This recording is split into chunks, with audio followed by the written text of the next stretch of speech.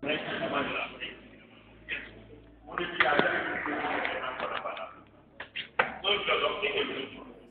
quelqu'un qui peut aller au-delà de l'apparence pour chercher et trouver la vérité qui est cachée. La vérité est toujours cachée. Il faut aller au-delà de l'apparence pour trouver cette vérité qui est cachée. Je disais, quand j'étais encore enseignant de philosophie, je disais à mes élèves, un journal mentionne comme titre, parce que vous savez qu'à un certain moment, Bill Clinton, qui était le président des États-Unis, était venu au Sénégal. En son temps, c'est Abdou Diouf qui était président du Sénégal. Et un journal avait écrit comme titre, Diouf salue Clinton. Quand Clinton est arrivé, Diouf lui a serré la main. Un journal sénégalais met la photo et écrit comme grand titre, Diouf salue Clinton. Maintenant, on va déployer notre esprit critique. Pourquoi le journal a écrit Diouf salue Clinton? Pourquoi le journal n'a pas écrit Clinton salue Diouf? Pourquoi le journal n'a pas écrit Diouf et Clinton se saluent? Est-ce que le journal n'a pas voulu dire, sans le dire, tout en le disant, que c'est le pauvre qui va vers le riche? En ce moment-là, nous sommes en train de déployer notre esprit critique. Disons que le déploiement de l'esprit critique, c'est simplement le fait que le philosophe refuse de se contenter de l'apparence. Mais même vous le dites. Vous dites que l'apparence est souvent trompeuse. Donc il ne faut pas se contenter de l'apparence, il faut douter de l'apparence pour chercher la vérité qui est cachée. La vérité, elle est toujours cachée derrière, et seul le déploiement de l'esprit critique nous permet de trouver cette vérité qui est cachée. C'est bon? Vous avez vu tout à l'heure, quand je parlais du chien et du monsieur, beaucoup ont pensé que le chien a mangé l'enfant. Voilà, c'est là ne pas utiliser l'esprit critique. L'esprit critique, c'est justement le fait d'aller en profondeur, de tout vérifier avant de dire que c'est vrai ou c'est faux. C'est bon? C'est pourquoi Descartes dit qu'il faut éviter soigneusement la précipitation et la prévention et n'accepter aucune chose pour vraie avant de la connaître évidemment comme telle.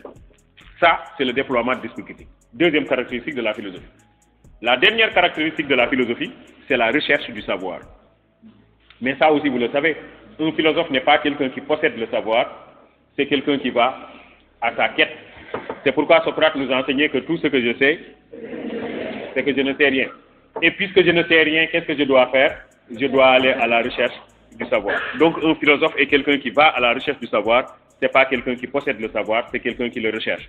C'est pourquoi dans son introduction à la philosophie, Karl Jaspers a écrit que philosopher, c'est être en route.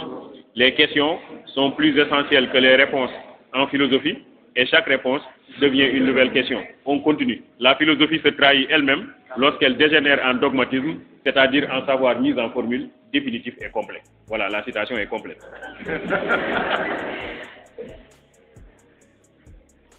Bon, en fait, philosopher, c'est être en route. Ça veut dire que le philosophe est quelqu'un qui cherche le savoir, mais le savoir, il n'est jamais saisi dans sa totalité. On peut s'en approcher, mais on ne peut pas le saisir dans sa globalité. Voilà pourquoi un philosophe est toujours quelqu'un qui est humble, quelqu'un qui est modeste, parce que c'est quelqu'un qui reconnaît son ignorance. C'est quelqu'un qui reconnaît son ignorance, contrairement au dogmatique qui lui prétend tout connaître. Le sophiste, par exemple, est un dogmatique, il prétend tout connaître. Le philosophe, lui, c'est quelqu'un qui est humble, c'est quelqu'un qui est modeste, qui dit « moi je ne sais rien, et parce que je ne sais rien, je vais à la recherche du savoir ». On a donc trois caractéristiques de la philosophie. Premièrement, l'utilisation de la raison. Je vous l'ai montré en vous disant que la philosophie est née lorsque l'homme a commencé à utiliser la raison pour comprendre les phénomènes naturels. Deuxièmement, j'ai montré avec le mythe de la caverne que le non-philosophe n'utilise jamais la raison, mais il suit aveuglément la masse, tandis qu'un philosophe est quelqu'un qui ne suit que sa raison. Utilisation de la raison. Deuxième chose, je vous ai montré l'esprit critique. Un philosophe est quelqu'un qui doute de tout, n'est-ce pas? C'est quelqu'un qui analyse, c'est quelqu'un qui va au-delà des apparences pour chercher et trouver la vérité cachée. Troisième caractéristique, je viens de le montrer, c'est la recherche du savoir. Un philosophe n'est pas quelqu'un qui possède la vérité, mais c'est quelqu'un qui va à sa recherche. Ok? Alors, supposons qu'on vous donne le sujet suivant. Peut-on connaître l'identité de la philosophie? Peut-on connaître l'identité de la philosophie? Je vais dire thèse, oui, on peut connaître l'identité de la philosophie. Voilà les trois caractéristiques. La raison, l'esprit critique et la recherche du savoir. Non, la philosophie, on ne peut pas la connaître pour deux raisons. La première raison, donc ça c'est l'antithèse. La première raison, c'est que les philosophes sont en désaccord. La seconde raison, c'est que chaque philosophe donne une définition qui n'est valable que pour son époque. Lorsqu'on change d'époque, cette définition ne sera plus valable.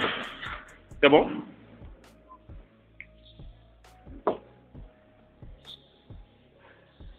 Deuxième chose que je veux dire rapidement par rapport à cette affaire, c'est le rapport qui existe entre la philosophie et la science.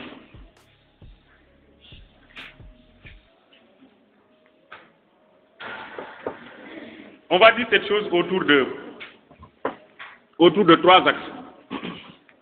Je préfère le faire comme ça pour que ça reste dans la tête. J'ai parlé tout à l'heure de couple. On va garder la même image du couple. Le rapport entre la philosophie et la science, c'est comme une relation dans un couple. Mariage, divorce, réconciliation. Ok? Donc, rapport entre philosophie et la science, c'est autour de ces trois points. Mariage, divorce, réconciliation. Mariage, pourquoi? Parce que jusqu'au XVIIIe siècle, la philosophie et la science étaient ensemble. Vous le savez, on ne faisait pas de distinction entre la philosophie et la science. C'était un couple heureux. Les philosophes étaient les savants et les savants étaient des philosophes. Vous savez que le mot philosophie a été créé par Pythagore de Samos. Or, Pythagore était un mathématicien. Tout le monde connaît le théorème de Pythagore. Le carré de l'hypoténuse est égal à la somme carrée des deux autres côtés du triangle rectangle. C'est ce Pythagore de Samos lui-même qui était revenu d'Égypte, en Grèce. Ses amis lui ont dit, Pythagore, maintenant tu es un sophos, tu connais tout, parce que tu as séjourné pendant longtemps en Égypte. Pythagore leur dit, il n'y a que Dieu qui connaît tout, qui est un sophos. Les hommes, quant à eux, ne peuvent être que des philosophos, c'est-à-dire des amoureux de la sagesse. C'est comme ça que la philosophie est née. Donc, le premier à avoir utilisé le concept de philosophie n'est pas un philosophe, c'est un mathématicien du nom de Pythagore. C'est pour vous montrer que la philosophie et la science étaient très proches l'une de l'autre. Platon, vous le savez, il avait écrit devant l'Académie, nul n'entre ici, il n'est géomètre. Ouais. Pourquoi? Platon, il devait écrire devant son école, nul n'entre ici, s'il n'est philosophe, c'est ça qu'il devait écrire. Mais il écrit nul n'entre ici s'il n'est géomètre. Ça signifie que la géométrie et la philosophie signifiaient la même chose. Que celui qui fait de la philosophie fait de la géométrie en même temps. Voilà ce que ça signifie. Donc, il n'y avait pas de distinction entre la philosophie et la science. On peut aller plus loin. Vous connaissez que dans les principes de la philosophie, Descartes assimile la philosophie à un arbre dont les racines sont la métaphysique, le tronc, la physique, et les branches, les différentes sciences qui se ramènent à trois principales, à savoir la médecine, la mécanique et la morale. Donc pour Descartes, la philosophie englobe toutes les sciences. Descartes est du XVIIe siècle. Ça veut dire donc que jusqu'au XVIIIe siècle, il n'y avait pas de distinction entre la philosophie et la science. Philosophie et science constituaient un même ensemble, c'est pourquoi je parle de mariage.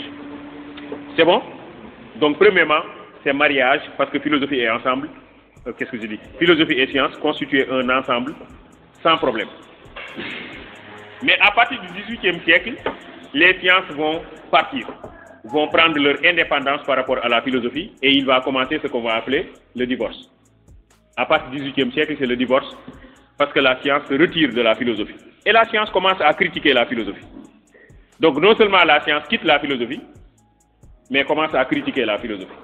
C'est comme dans tous les divorces d'ailleurs. Dans tous les divorces, l'un et l'autre membre du couple commencent à critiquer son prochain. La femme critique le mari en disant, bon, lui, il donne jamais une dépense complète, ou alors lui, il est très méchant, ou lui, il vient toujours tard à la maison. Bref, la femme n'est pas satisfaite du monsieur. Mais le monsieur aussi n'est pas satisfait de la femme. Elle prépare pas bien la cuisine, elle passe tout son temps à regarder des films, elle n'est pas soumise à moi. Bref, chacun critique l'autre. Là aussi, c'est la même chose. La science, c'est surtout la science qui va critiquer la philosophie, en disant que la philosophie est trop théorique, trop abstraite. La philosophie est trop théorique, trop abstraite. Elle ne règle pas les problèmes de l'homme. Voilà ce que la science a dit à la philosophie. Elle dit à la philosophie, vous êtes trop théorique, vous êtes trop abstraite, et vous ne résolvez pas les problèmes de l'homme. Donc la philosophie ne résout pas les problèmes de l'homme. Et la science, tout le monde sait qu'elle résout les problèmes de l'homme. La science résout bien nos problèmes. Moi, je donne souvent l'exemple de la famille des heures. C'est quoi les heures? Climatiseur, ventilateur, téléviseur, réfrigérateur, ordinateur. Vous pouvez continuer, n'est-ce pas? Donc, il y a une famille des heures qui montre évidemment que la science est utile. Et si vous prenez le domaine de la médecine, si vous prenez le domaine de la télécommunication, si vous prenez le domaine des transports, vous vous rendez compte évidemment que la science est aujourd'hui indispensable à l'existence humaine. On est d'accord? Et la philosophie, elle? La philosophie, elle, se contente simplement de bavarder. On a dit tout à l'heure, le philosophe pose des questions, mais n'apporte jamais de réponse. Les questions sont plus essentielles que les réponses en philosophie. C'est pourquoi Hegel dit que la philosophie arrive toujours en retard. Hegel dit que la philosophie est comme l'oiseau de Minerve qui ne prend son envol qu'au début du crépuscule, lorsque toute une vie a déjà fini de se réaliser. Ça veut dire que pendant toute la journée, c'est la science qui travaille, qui règle les problèmes de l'homme. Et quand la science a fini de travailler, c'est en ce moment-là seulement que la philosophie arrive et commence à nous parler de l'au-delà, de l'âme, du destin. On dit, toi, tu es inutile. Au moment où les problèmes étaient là, au lieu d'être là pour régler les problèmes, c'est la science qui était là, qui a réglé tous les problèmes. Et maintenant que la science a fini de régler les problèmes, c'est en ce moment-là seulement que toi, tu te présentes. Il y a un philosophe togolais du nom de Khama Bassili Tolo qui a écrit un article intitulé Le moins fou de tous. Le moins fou de tous. Il raconte l'histoire d'un prof de philo qui était très méchant, qui donnait toujours de mauvaises notes à ses élèves. Ils sont tous comme ça, hein? Et le prof de philo a été envoyé après en prison. Il a été emprisonné. Et malheureusement pour lui, il a eu pour gardien de prison un de ses anciens élèves, à qui il donnait toujours entre 1 et 2. Et quand l'élève a vu le prof dans la prison, il était content. Il a dit très bien. Maintenant, je vais devoir prendre ma revanche. Et il dit, tous les jours, je vais donner au prof sa ration. Donc, il lui donne le petit déjeuner le matin, il le sort de la cellule et il lui casse la gueule. À midi, il lui donne à manger, il le sort de la cellule et il lui casse la gueule. Le soir, le dîner et casser la gueule. Il dit, c'est ça les 3 rations journalières du prof. Et puis après, ses camarades, les collègues du policier, lui ont dit, mais toi, pourquoi tu t'acharnes sur ce monsieur, sur ce prisonnier? Tu le frappes toujours, qu'est-ce qui se passe? Il leur dit, c'était mon prof de philo. Et puisqu'il m'a donné toujours entre 1 et 2, voilà, maintenant il est là, c'est bien, je prends ma revanche. Alors ils disent, oh monsieur, toi tu es un fou. Nous n'avons jamais fait de philosophie. Puisqu'il est là, il est prof de philo. Maintenant, tous les matins, on va l'amener dans nos bureaux pour qu'il nous enseigne la philosophie. Comme ça, toi, tu le laisses tranquille. Alors, ils sont allés voir le prof. Ils lui ont dit, écoute, toi, ton ancien élève là, il te fatigue.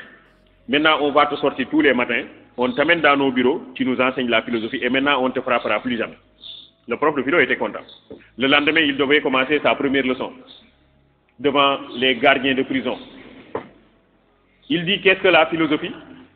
Il dit, c'est le fait de chercher le savoir qu'on ne trouve jamais. Alors les gardiens ont dit, cassons-lui la gueule. Nous tous.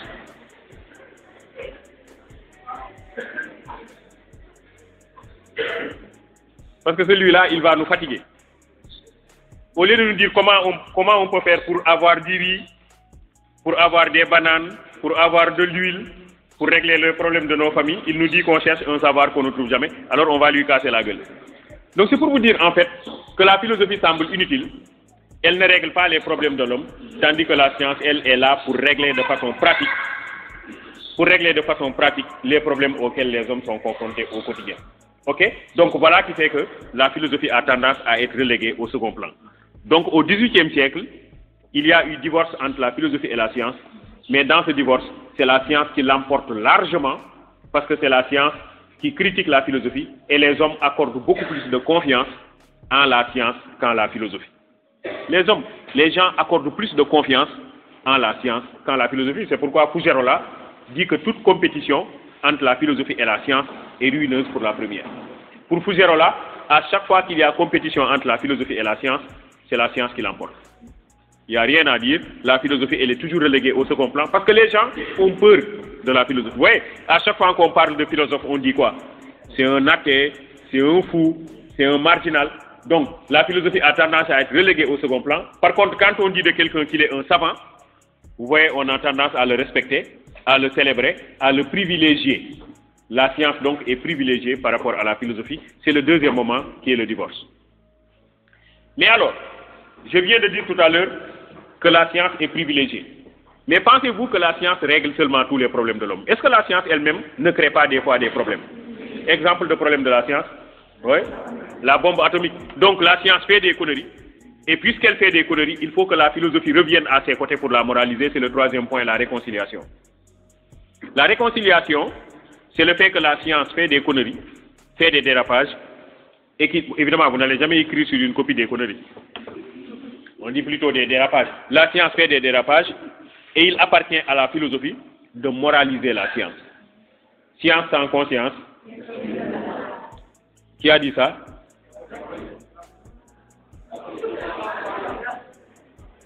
Oui, c'est Rabelais. C'est Rabelais. Quelqu'un a dit que c'est Alpha Blondy. Bon, c'est Rabelais.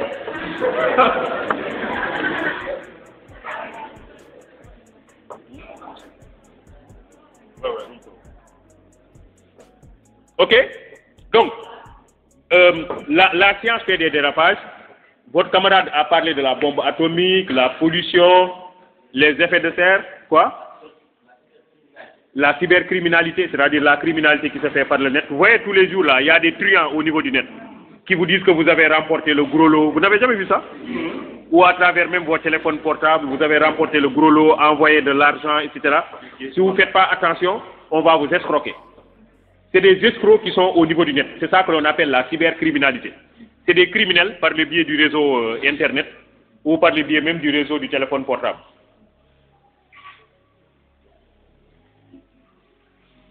Merci. Donc, si je me résume, le rapport entre la philosophie et la science, c'est 3 points.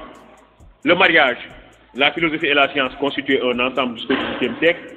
Le divorce, la science est partie et a commencé à critiquer la philosophie. On considère que la philosophie est inutile et que la science, elle, est efficace. Troisième point, c'est la réconciliation. La science fait des dérapages et la philosophie moralise la science. Jean Kelevitch dit que la philosophie est la conscience de la science. Dernier point que je voudrais examiner ici, c'est le rapport qui existe entre la philosophie et la religion. Évidemment, immédiatement, je crois avoir dit tout à l'heure qu'on a tendance à prendre tous les philosophes pour des athées. Et si vous vous rappelez bien, j'avais dit qu'une des caractéristiques de la philosophie, c'est l'esprit critique. Vous vous rappelez? Le problème, c'est que est-ce que l'esprit critique peut aller de pair avec la croyance religieuse? Quelqu'un qui doute de tout, peut-il être un bon croyant? Donc, et vous voyez tout de suite que le rapport entre la philosophie et la religion va être un rapport essentiellement conflictuel. Conflictuel. Parce que la religion, c'est des dogmes, c'est des règles établies, et le philosophe est quelqu'un qui veut douter de tout. Donc, c'est deux choses qui ne peuvent pas aller ensemble. La philosophie et la religion ne vont difficilement ensemble. Je vais vous donner un exemple. Abou Bakr, vous en avez entendu parler. C'est Babakar Sadiq. Il était compagnon du prophète Mahomet. Abou Bakr, c'est quelqu'un qui croyait tellement à tout ce que disait le prophète qu'on lui avait adjoint le qualificatif Sadir. Sadir, ça signifie le naïf. Le bon croyant, quoi, le naïf. Parce que lui, il croyait à tout ce que disait le prophète. On lui a dit, toi, Abou Bakr, maintenant tu es Sadir. C'est-à-dire que tu es un naïf, tu es un crédule, tu crois trop en tout ce que le prophète dit. Le jour où le prophète a dit qu'il a fait l'ascension, qu'il a fait des milliers et des milliers de kilomètres en une nuit, Abou Bakr était absent. Les gens ont fait une délégation et sont allés voir Abou Bakr. On a dit à Abou Bakr, toi, tu crois en tout ce que le prophète dit. Mais là, il vient de dire quelque chose. C'est sûr que tu ne vas pas y croire. Abou Bakr leur dit, est-ce que ce que vous allez me dire, c'est sûr que c'est le prophète qui l'a dit?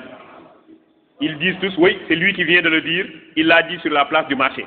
Tout le pays était témoin. Abou Bakr leur dit, alors, vous n'avez pas besoin de me le dire parce que j'y crois. J'ai même pas besoin de savoir ce qu'il a dit. Est-ce que cette attitude est une attitude philosophique? Oui, à peu près. Donc, voilà qui fait que la philosophie et la religion vont aller difficilement ensemble. Et c'est pourquoi les gens de la religion se méfient des fois des philosophes. En 1997, le pape Jean-Paul II a écrit un ouvrage intitulé Foi et raison. Foi et raison. Et le pape Jean-Paul II, dans cet ouvrage Foi et raison, considère que dans notre monde actuel, il y a beaucoup de dérapages. Il parle de la pédophilie qui se développe. Il parle de l'homosexualité qui se développe. Il parle de la zoophilie. La zoophilie, c'est le fait que des hommes s'accouplent avec des animaux. Zoo, comme les parcs zoologiques. Il parle de la zoophilie. Il parle de la nécrophilie. Nécro, c'est toujours mort. C'est des gens qui s'accouplent avec des cadavres. C'est des pratiques que l'on trouve en Occident. Pédophilie, zoophilie, homosexualité, nécrophilie, beaucoup de dégradation des mœurs. L'homme devient de plus en plus un animal. Il fait des choses que les animaux même ne font pas. Le pape Jean-Paul II dit que si l'homme se dégrade à ce point-là, si l'homme en arrive à faire des actes de bestialité de ce genre, c'est parce que l'homme ne croit plus en Dieu. Si l'homme croyait en Dieu, il n'aurait pas agi de la sorte. Mais si les hommes ne croient plus en Dieu, c'est parce qu'il y a des gens qui les ont influencés. Et ces gens qui les ont influencés, ce sont les philosophes. Donc voilà pourquoi le pape Jean-Paul II nous dit il faut que nous nous méfions des philosophes qui décrètent la mort de Dieu. C'est vrai qu'il y a des philosophes qui nous ont dit que Dieu est mort. C'est Nietzsche. Nietzsche dit que Dieu est mort. Feuerbach dit que ce n'est pas Dieu qui a créé l'homme, mais c'est l'homme qui a créé Dieu. Il dit que si l'homme avait la possibilité à lui seul de régler tous ses problèmes, il ne penserait jamais à Dieu. Si l'homme pense à Dieu, c'est parce qu'il a des problèmes auxquels il n'a pas de solution. Si aujourd'hui on avait la possibilité de régler nos problèmes, regardez bien, les élèves de terminale, des fois, ils sont plus croyants que les élèves de seconde. Et le dernier vendredi avant le bac, les mosquées sont remplies de candidats.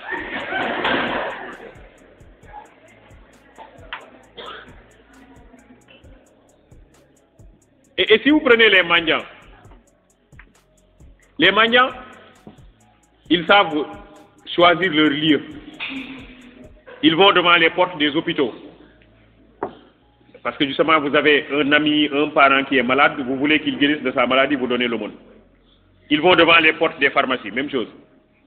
Ils vont au niveau des gares routières. Vous voyagez, vous avez peur de l'accident, donc vous donnez de l'aumône.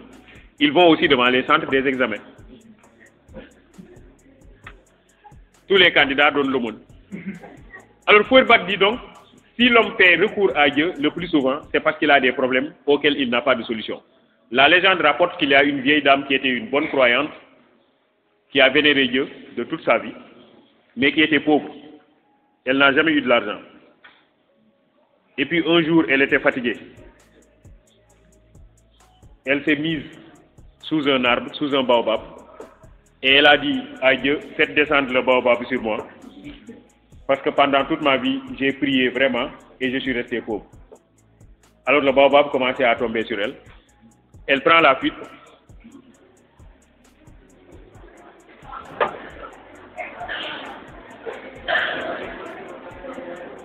Elle prend la fuite et elle dit à Dieu, toi, c'est aujourd'hui que je sais que tu es méchant.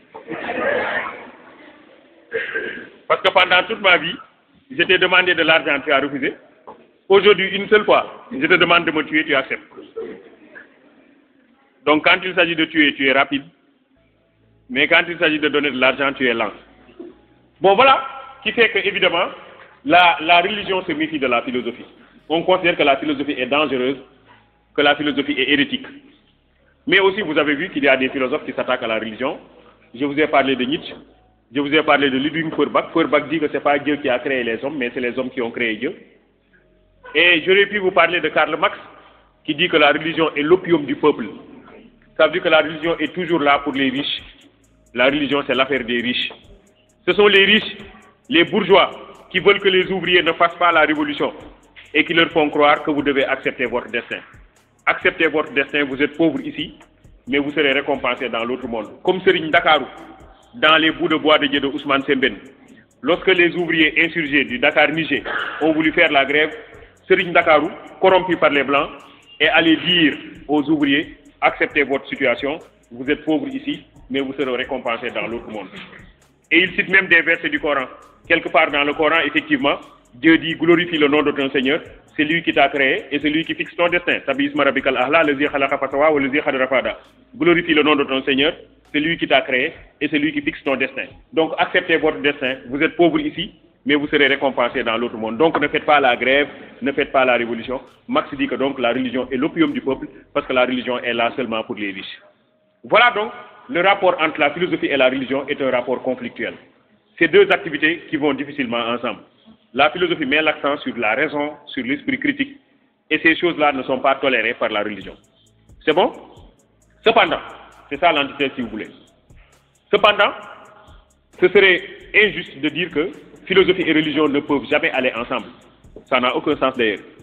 Il y a plus de philosophes croyants que de philosophes athées. Plus. Le premier à avoir donné la preuve ontologique de l'existence de Dieu, c'est Descartes. Descartes dit, si Dieu n'existait pas, moi, mon existence n'aurait pas de sens. Parce que le grand n'a de sens que par rapport au petit. Le long n'a de sens que par rapport au court. Le juste n'a de sens que par rapport à l'injuste. Mais l'imparfait n'a de sens que par rapport au parfait. Et puisque moi je suis imparfait parce que je doute, forcément il doit exister un être parfait. Et cet être parfait, c'est Dieu. Voilà, ça c'est Descartes qui nous advise la preuve ontologique de l'existence de Dieu. Ok? Donc ça veut dire que la philosophie n'est pas forcément toujours contre la religion. Première chose. La deuxième chose, si vous vous rappelez, j'avais dit que l'une des caractéristiques de la philosophie, c'est la raison. Vous vous rappelez? De la même manière, l'une des caractéristiques de la religion, c'est la raison. La religion nous invite à utiliser la raison. Dans l'évangile de Jean, nous sommes dans l'Ancien Testament. Dieu dit, au commencement était le Verbe, Dieu a créé le monde à partir du Verbe, il a dit soit et les choses sont. Et Dieu a donné à l'homme la raison pour comprendre les différents phénomènes de son environnement et pour maîtriser son environnement. Et dans Marc est quelqu'un qui nous dit il faut toujours poursuivre l'augmentation de la raison. Nous sommes toujours dans la Bible. Dans le Coran, regardez bien comment Dieu nous invite à utiliser la raison.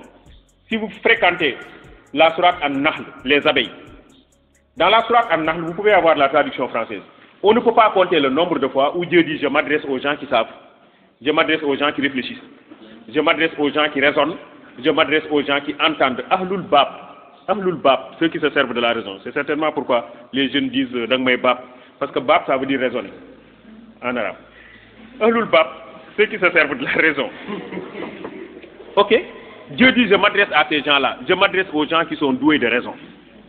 Et dans la sourate, la vache, Al-Baqarah, ça commence par Alif Lam Mim Zalik al-Kitab. Mais Dieu dit j'ai écrit tout le Coran à partir de 3 lettres. Alif Lam Mim. Or tout le monde sait que le Coran n'est pas écrit avec 3 lettres. Le Coran est écrit avec plusieurs autres lettres. Qu'est-ce que Dieu veut dire? Il dit il faut utiliser votre raison pour comprendre. Ça veut dire précisément que la religion aussi nous invite à mettre l'accent sur l'utilisation de la raison. Celui qui n'utilise pas la raison ne peut pas comprendre le sens de la parole divine. Et si on ne comprend pas le sens de la parole divine, on ne peut pas pratiquer correctement la religion. La philosophie de ce point de vue-là peut nous aider à mieux comprendre la parole divine et à être de bons croyants.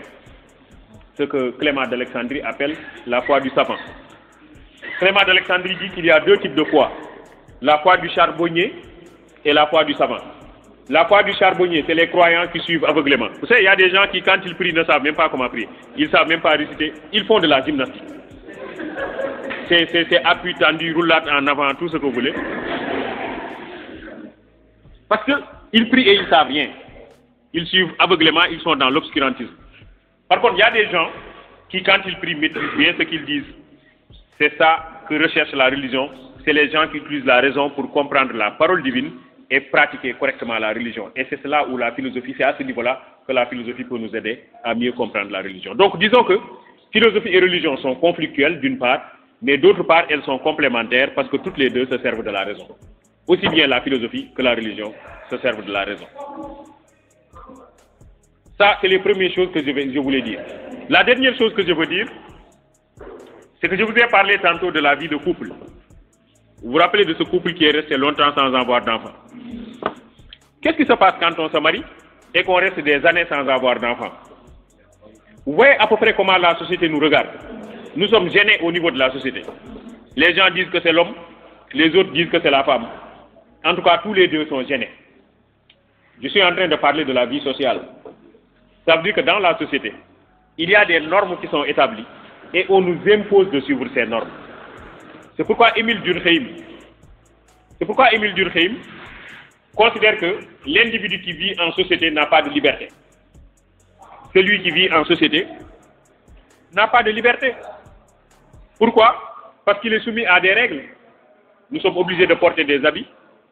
Nous sommes obligés de parler comme la société veut que nous parlions.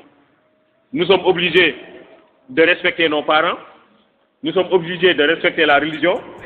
Nous sommes obligés de marcher comme la société veut que nous marchions. Vous savez, nous sommes obligés de regarder comme la société veut que nous regardions. Vous savez qu'il y a une façon de regarder. Bon, quand même, on ne regarde pas les gens comme on veut. Il y a une façon civilisée de regarder. Bon, mettons par exemple, vous avez faim. Vous êtes resté des jours sans manger. On vous invite quelque part et c'est une grande invitation. Invitation sérieuse. Tout le monde est autour d'une grande table. On vous donne un plat de poulet entier et une bouteille de boisson fraîche. Vous êtes resté des jours sans manger.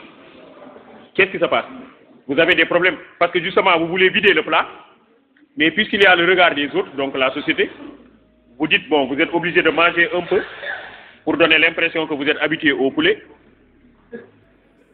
Et puis vous buvez un peu pour montrer que vous n'avez pas quand même aussi soif que ça.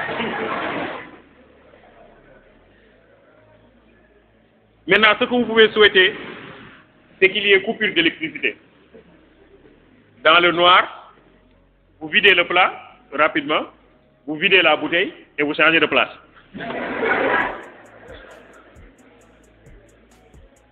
Je suis en train de vous montrer que la société est étouffante. Jean-Paul Sartre affirme que l'enfer, c'est les autres. C'est les autres qui nous font mener une vie infernale parce qu'ils nous regardent, parce qu'ils nous surveillent. Nous voulons faire des choses, mais nous n'avons pas la possibilité de les faire à cause de la présence sociale. La société, elle est contraignante. C'est ça que Durkheim nous enseigne. La société est contraignante. Et quand nous vivons en société, nous cessons d'être libres. Lorsque même l'individu dit « je suis libre », je le dis souvent aux enfants, lorsque l'individu dit « je suis libre », sans s'en rendre compte, il est en train de montrer qu'il n'est pas libre. Parce que quand il dit « je suis libre », il dit « je », pronom personnel, première personne du singulier. Il dit « suis », verbe être conjugué à la première personne du singulier au présent de l'indicatif. Il dit « libre », adjectif qualificatif, attribut du sujet « je », parce qu'il est séparé du sujet « je » par un verbe d'état ici qui est le verbe être. Donc en disant « je suis libre », il est en train d'obéir à des règles de grammaire et il cesse d'être libre.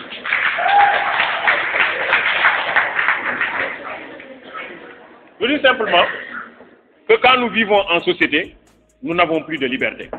Parce que c'est la société qui nous surveille, c'est la société qui nous dicte ce que nous faisons et ce que nous disons. Mais cette domination que la société exerce sur nous et qui nous prive notre liberté, c'est ça que je veux montrer. Chacun de nous doit avoir à l'esprit que ce que je veux montrer, c'est que quand nous vivons en société, nous ne sommes plus libres.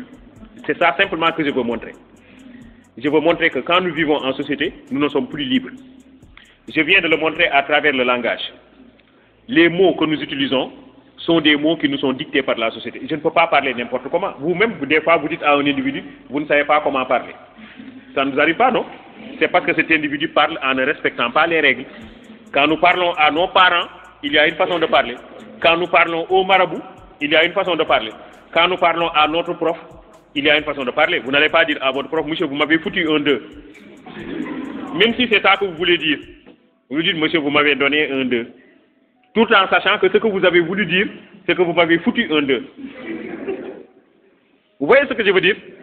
Disons que la société, c'est elle-même qui nous force notre façon de parler. Donc, même à travers le langage, il y a encore la domination de la société. N'oubliez pas, ce que je veux montrer, c'est que la société domine l'individu et que l'individu qui vit en société n'est pas libre. Je vais le montrer à travers le langage. Par le langage, l'individu est obligé de parler comme la société veut. Je ne parle pas comme je veux, je parle comme la société veut. En conséquence, le langage me dicte les règles. Regardez bien, je dis je suis libre, et quand je dis je suis libre, c'est le langage qui m'a dicté ces règles.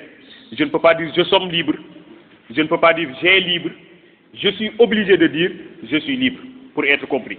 Parce que c'est ça que veut la société. Donc je suis obligé de parler comme la société veut que je parle. Ok? Donc le langage traduit aussi la domination que la société exerce sur nous. On peut aller plus loin en prenant l'exemple du travail. Par le travail, l'individu est aussi quelqu'un qui est dominé. Si on se réfère à la tradition judéo-chrétienne et à la Bible notamment, on se rend compte que le travail, c'est une punition que Dieu nous a infligée à chacun de nous. Nous travaillons parce que c'est Dieu qui l'a voulu. Adam et Ève, dans la Genèse, ils étaient dans un jardin avec beaucoup de fruits. C'est ça que Søren Kierkegaard appelle l'erreur de Dieu. Vous êtes dans une chambre avec beaucoup d'objets et avec un enfant. Vous sortez de la chambre et vous dites à l'enfant ne touchez pas au téléphone portable. Et vous sortez. Qu'est-ce qui va se passer? L'enfant va toucher le téléphone portable. Adam et Ève étaient dans un jardin. Dans un jardin, il y a plusieurs fruits, sinon ce n'est pas un jardin. Et Dieu leur dit ne touchez pas à ce fruit bien donné. Donc ça veut dire que c'est lui qui a attiré leur attention sur ce fruit. C'est ça que Kierkegaard appelle l'erreur de Dieu. C'est une catastrophe. En fait, Adam et Ève étaient dans le jardin et Dieu leur avait interdit de toucher à un fruit. C'est le serpent qui a poussé Ève à manger le fruit et Ève a poussé Adam à manger le fruit. Dieu les sanctionne tous les trois. Dieu dit à Adam et Ève, venez vers moi. Ils disent à Dieu, attendez un instant, nous sommes nus. Dieu leur dit, comment vous avez fait pour savoir que vous êtes nus?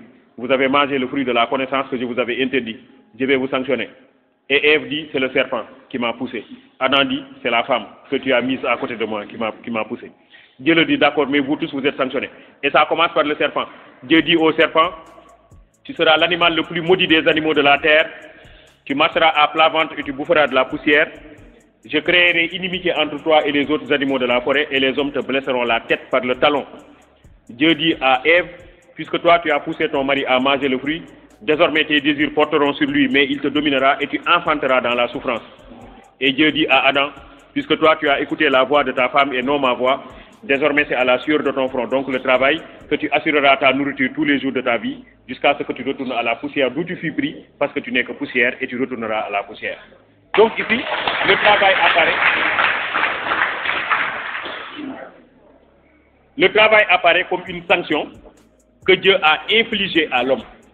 Le travail apparaît comme une sanction que Dieu a infligée à l'homme. Mais vous pouvez voir aussi que dans la société capitaliste, celui qui travaille le plus dans la société capitaliste, c'est l'ouvrier. Mais l'ouvrier, c'est le plus pauvre aussi de la société. Ça veut dire que aussi le travail dans la société capitaliste signifie l'aliénation de l'homme, comme le dit Karl Marx. Dans la société capitaliste, le travail signifie l'aliénation de l'homme. Parce que l'ouvrier ici, il est aliéné. Il est dominé par le bourgeois, il est dominé par le produit de son propre travail. Donc le travail, au total, signifie que l'homme perd sa liberté. Le travailleur cesse d'être libre. Par le langage, nous ne sommes pas libres. Par le travail, nous ne sommes pas libres. Par l'État, nous ne sommes pas libres. L'État nous impose des règles et nous sommes obligés de suivre ces règles. Que ça soit un État de dictature ou un État de démocratie. Dans la dictature, c'est clair. Le gouvernant nous impose sa volonté parce que c'est une dictature. On ne peut pas être libre dans une dictature. Thomas Hobbes, vous le connaissez certainement, en écrivant le Léviathan, part de l'hypothèse que l'homme est naturellement méchant. Et puisque l'homme est naturellement méchant, il ne faut pas le laisser libre. Parce que si on le laisse libre, il va faire du mal à son prochain. On a dit à Thomas Hobbes, quand même, tu es pessimiste. L'homme n'est pas naturellement méchant, l'homme est bon. Il dit, si vous croyez vraiment que l'homme est bon, pourquoi quand vous vous couchez la nuit, vous fermez la porte de votre chambre à clé? Si vous fermez la porte de votre chambre à clé, c'est que vous pensez vraiment que l'homme est méchant. Donc l'homme est méchant. Et puisque l'homme est méchant, il ne faut pas le laisser libre. Il faut qu'il y ait une dictature sur lui pour qu'il soit tranquille. Il a besoin d'avoir peur de quelqu'un pour être tranquille. Voilà pourquoi Thomas Hobbes a proposé la dictature et donc le Léviathan, c'est-à-dire le monstre qui impose sa volonté au peuple tout entier. Donc dans une dictature, il n'y a pas de liberté des citoyens. Mais même dans une démocratie, il n'y a pas de liberté des citoyens. Parce que la démocratie, au fond, c'est une forme de dictature cachée. La démocratie, c'est une dictature cachée. Ce n'est pas moi qui parle, c'est un philosophe américain du nom de Alexis de Tocqueville qui a écrit dans un ouvrage intitulé De la démocratie en Amérique. Alexis de Tocqueville dit que la démocratie est une dictature cachée. Regardez chez nous, regardez dans tous les pays, est-ce qu'on peut parler de démocratie véritablement? Et pourtant, on s'appelle pays démocratique, alors qu'au fond, c'est un groupuscule qui s'accapare du pouvoir, qui s'accapare des richesses et qui impose sa volonté au peuple. Donc, la démocratie, pour Alexis de Tocqueville, la démocratie est même pire que la dictature. Parce que la dictature, on sait que ça, c'est la dictature. Mais la démocratie veut nous faire croire que c'est notre pouvoir, alors que c'est le pouvoir de certains individus. C'est pourquoi Nietzsche dit que quand l'État dit « moi l'État, je suis le peuple », il est en train de mentir. L'État n'est jamais là pour le peuple, l'État est là pour lui-même. Ok? Donc, l'État aussi remet en cause la liberté des citoyens, que ça soit une dictature, que ça soit une démocratie. La démocratie est même plus dangereuse, comme dit Alexis de Tocqueville. Tocqueville, tout le monde sait écrire, non? C'est T-O-C-Q-U, ensuite E-ville. Hein? Alexis de Tocqueville. Il y a un autre philosophe français contemporain qui s'appelle Jacques Rancière. Jacques Rancière a publié un ouvrage intitulé Haine de la démocratie en 2010, donc il y a de cela quelques mois seulement. Dans Haine de la démocratie, Jacques Rancière, qui est aujourd'hui l'un des meilleurs philosophes de France, Jacques Rancière dit que la démocratie est dangereuse. Donc il défend la même thèse que Alexis de Tocqueville. Rancière, c'est, comme vous l'entendez, R-A-N-C-I-E-R-E. R-A-N-C-I-E-R-E. Jacques Rancière dit que la démocratie est dangereuse. Parce que la démocratie, c'est simplement le pouvoir d'une minorité sur une majorité. C'est une minorité qui s'accapare du pouvoir et qui impose sa volonté à une majorité. Au total, même dans l'État, l'individu n'est pas libre. Que ce soit un État de dictature, que ce soit un État de démocratie. L'individu n'est pas libre. J'ai réussi, je crois, à montrer que l'homme qui vit en société n'est pas libre. Parce qu'il est dominé par les normes. Parce que le langage lui impose une façon de parler. Parce que le travail est une domination. Et enfin, parce que l'État lui impose des règles. C'est bon? Maintenant, je veux montrer le contraire. Si vous voulez, je vais faire une antithèse. Je veux montrer que l'homme est libre dans la société. Ok? Je vais reprendre mes mêmes termes. Je vais le montrer dans la société. Je vais le montrer par le travail, je vais le montrer par le langage et je vais le montrer par l'État. C'est bon? Je vais montrer que dans la société, l'homme est libre.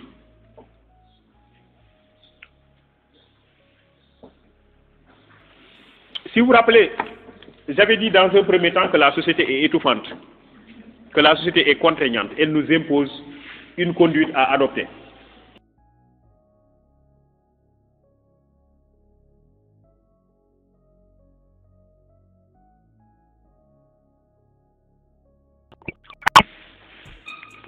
Maintenant, ce qu'il faut voir, c'est que même si la société nous impose une conduite à adopter, elle nous donne le choix.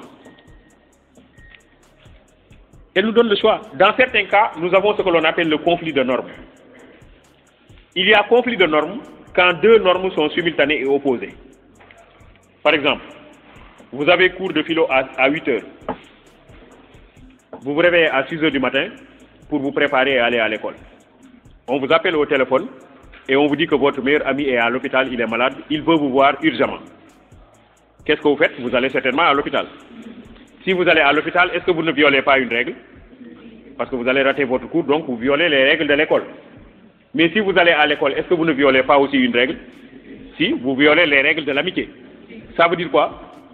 Ça veut dire que quoi que vous fassiez, vous violez une règle. Vous êtes devant ce que l'on appelle un conflit de normes. C'est ça un conflit de normes. Parce que c'est deux normes qui sont en conflit. Vous ne pouvez pas les réaliser toutes les deux. Alors là, vous avez la possibilité de choisir l'une au détriment de l'autre. Vous voyez, l'individu a le choix.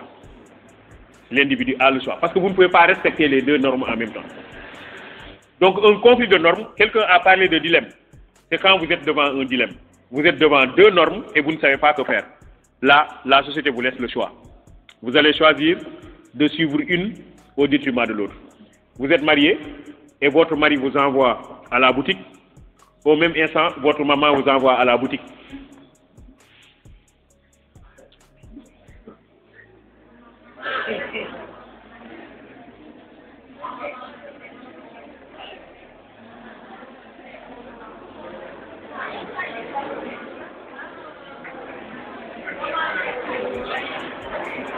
Oui, très bien.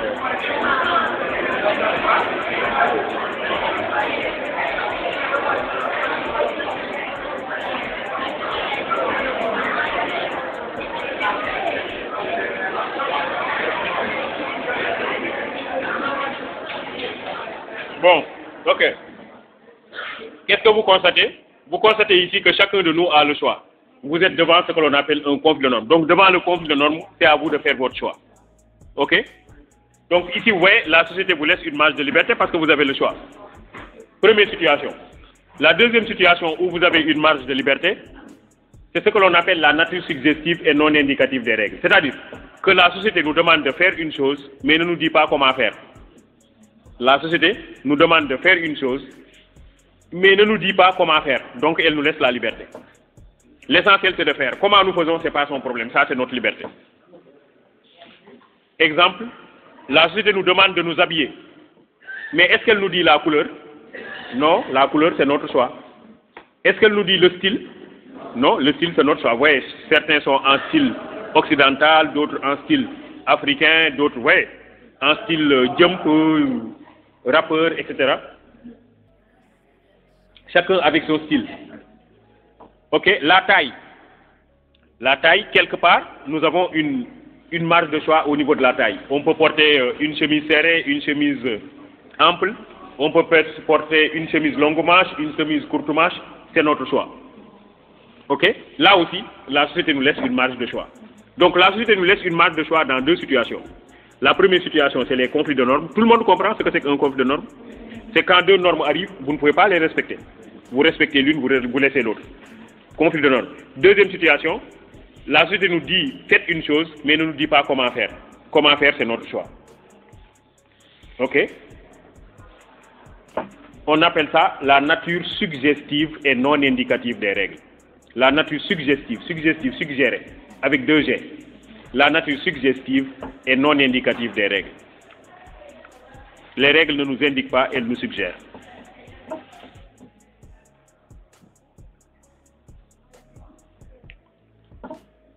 La nature suggestive et non indicative des règles.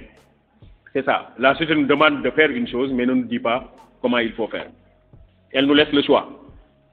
Donc, quand nous vivons en société, nous avons une petite parcelle de liberté. Je vous avais dit que le langage aussi met fin à la liberté de l'homme, parce que nous parlons comme la société veut. C'est ça que j'avais dit. Alors, en antithèse là, je vais montrer que le langage donne à l'individu un pouvoir. Le langage donne à l'individu un pouvoir.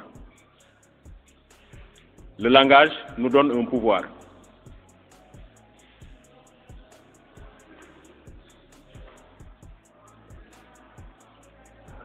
Ah, je vous ai dit que Dieu lui-même a créé le monde à partir du langage, non? Dieu a créé le monde à partir du langage. Au commencement était le verbe. Dieu a créé le monde à partir du verbe. Il a dit soit et les choses sont. Nous sommes dans la Bible. Dans le Coran, ça donne quoi? C'est le kun fayakun. Dieu dit soit et les choses se réalisent. Donc le langage donne un pouvoir. Le langage signifie le pouvoir. Et vous savez, des fois, le langage est tellement fort, il donne un pouvoir tellement fort à l'individu que des fois le langage nous influence. Regardez les politiciens. Grâce au langage, ils nous influencent. On est d'accord? Le pouvoir du verbe. Le poète aussi, il nous émeut. Il suscite en nous une émotion grâce au pouvoir du verbe. Vous lisez un poème et vous êtes ému. Vous voyez un peu? Le langage, de ce point de vue-là, a un pouvoir. Des fois, c'est ce que Victor Hugo dit. Victor Hugo dit qu'un guerrier n'a pas peur des armes, mais il a peur des mots. C'est des fois, il y a des mots qui blessent plus dangereusement que les armes. Vous êtes d'accord? Des fois, les mots nous font plus mal que la cravache. Ce qui fait que le langage a un pouvoir. Le langage donne un pouvoir à l'homme. Le griot, à l'occasion d'un baptême ou d'une cérémonie familiale, c'est grâce au langage qu'il exerce une influence sur vous et que vous lui donnez tout ce que vous avez. Grâce au langage. Je vous renvoie à l'ouvrage de Ousmane Sembène qui est intitulé Borom Saret. Borom Saret est quelqu'un qui rentrait à la maison. Ce jour-là, il n'avait que 300 francs. Et ces 300 francs, c'était pour la dépense. 300 francs, après avoir travaillé pendant toute une journée. Malheureusement pour lui, quand il arrivait à la maison, au seuil de la porte, il y a le griot qui l'attendait. Et le griot lui dit, toi tu es un Diop, descendant de Lat Dior Diop. C'est les temps qui ont changé, mais tu es un roi. Tu ne dois même pas conduire une calèche, parce que tes grands-parents ont été privilégiés dans ce pays. Alors Borom Saret lui donne les 300 francs. Pourquoi? Parce que vous avez ici le pouvoir du verbe. Le langage donne un pouvoir. Le langage donne un pouvoir, comme ce pouvoir du poète, le pouvoir du verbe. J'avais dit tantôt que le langage nous rend dominés. Ici, le langage nous donne un pouvoir. Le langage donne à l'individu un pouvoir. Quand un garçon veut s'attacher les services d'une femme, il utilise de gros mots. Il sait bien parler, n'est-ce pas? Jusqu'à finir par convaincre. Même si quelque part Soren Kierkegaard a considéré que le langage est déficitaire. Dans le journal du séducteur, Soren Kierkegaard donne son propre exemple. Il était tombé amoureux d'une fille qui s'appelle Régis Olsen. Et il a dit, puisque je suis amoureux d'elle, je vais d'abord la séduire. Il commence ce qu'il appelle une campagne de séduction. Donc il a acheté beaucoup d'habits neufs, il a acheté de bons parfums, il se coiffait régulièrement et il s'arrangeait tous les jours pour croiser la fille sur la route parce qu'il connaissait l'itinéraire de la fille. Ça, il l'a fait pendant des jours, pendant des semaines, pendant des mois. La fille ne s'est pas intéressée à lui et finalement il était fatigué. Il se lève un jour, il dit, bon, aujourd'hui quand même je vais lui dire mon amour. Il arrive à hauteur de la fille et il dit, qu'est-ce que je vais lui dire? Il dit, si je lui dis je t'aime, c'est une petite phrase avec 3 mots. Il dit, cette petite phrase avec 3 mots est vraiment insuffisante pour exprimer tout ce que j'ai enduré pendant des jours, pendant des semaines, pendant des mois.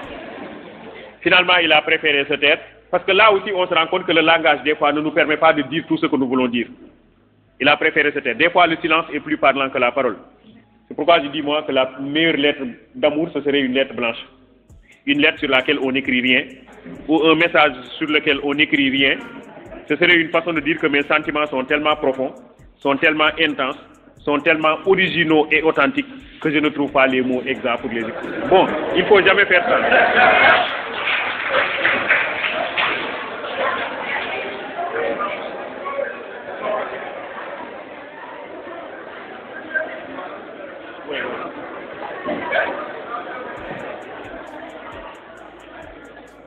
Alors très bien. Il ne faut jamais faire ça. Ouais. Hein? Ce que je viens de dire. C'est ton problème. Alors très bien.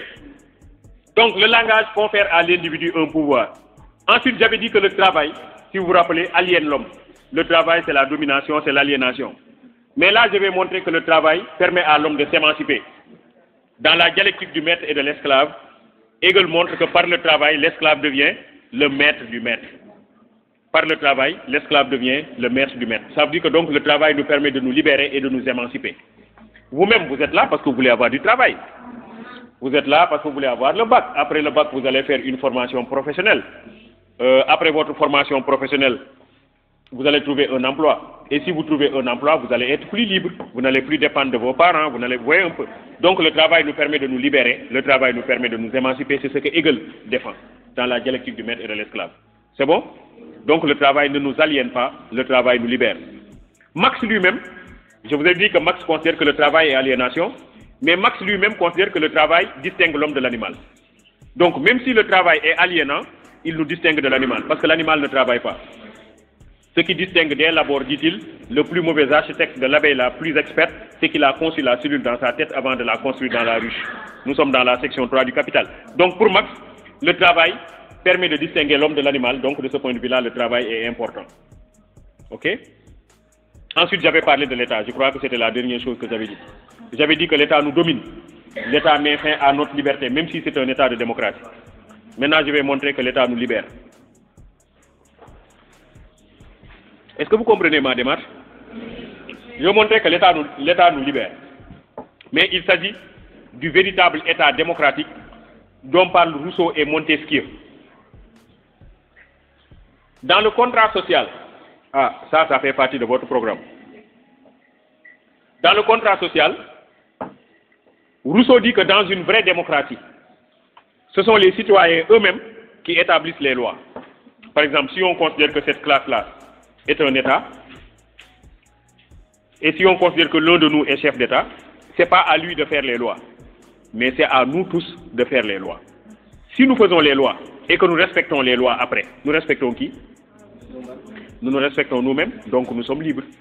En obéissant aux lois, nous obéissons à nous-mêmes. C'est pourquoi Rousseau dit l'impulsion du seul appétit est esclavage, l'obéissance aux lois qu'on s'est prescrites est liberté. L'obéissance aux lois qu'on s'est prescrites est liberté. Donc pour Rousseau, la vraie démocratie assure la liberté des citoyens. Pour Rousseau, la vraie démocratie assure la liberté des citoyens. En quoi faisant? En les impliquant dans l'élaboration des lois. La vraie démocratie assure la liberté des citoyens en les impliquant dans l'élaboration des lois. La vraie démocratie assure la liberté des citoyens en les impliquant dans l'élaboration des lois. En les impliquant dans l'élaboration des lois. C'est bon? Enfin, pour Montesquieu, Montesquieu a écrit un livre intitulé L'Esprit des lois. Et dans l'Esprit des lois, Montesquieu part du constat que tout homme qui a un pouvoir en abuse. Il dit c'est l'homme qui est comme ça. Dès que l'homme a un petit pouvoir, il se prend pour Dieu le maître. Il dit nous tous nous sommes comme ça. Tout homme qui détient un pouvoir est naturellement tenté d'en abuser. Pour éviter les abus de pouvoir, dit Montesquieu, il faut éviter de donner trop de pouvoir à un seul homme. Donc il faut diviser le pouvoir et le répartir entre plusieurs hommes. D'où pouvoir exécutif, pouvoir judiciaire et pouvoir législatif. Donc pour Montesquieu, l'État garantit la liberté des citoyens lorsque les pouvoirs sont divisés et sont indépendants. L'État garantit la liberté des citoyens lorsque les pouvoirs sont divisés et sont indépendants.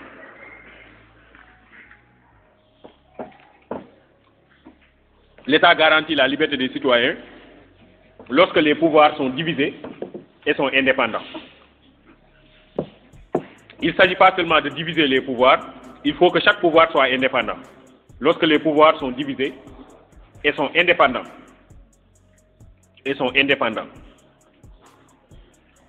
Donc pour Montesquieu,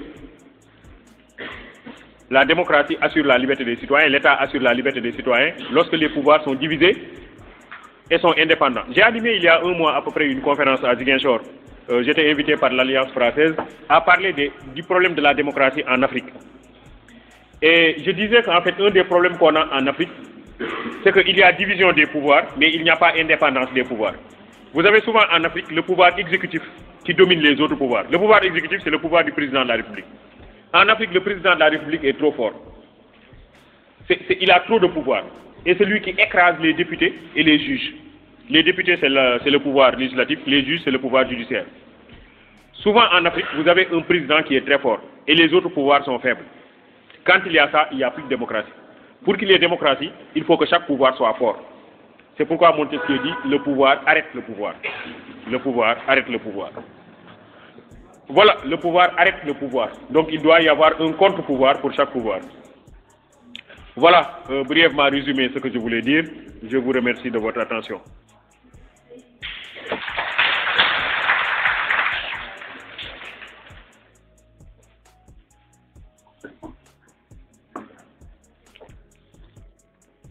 Vous avez constaté que plutôt que de faire des leçons finales, je les ai intégrées dans une sorte de dissertation.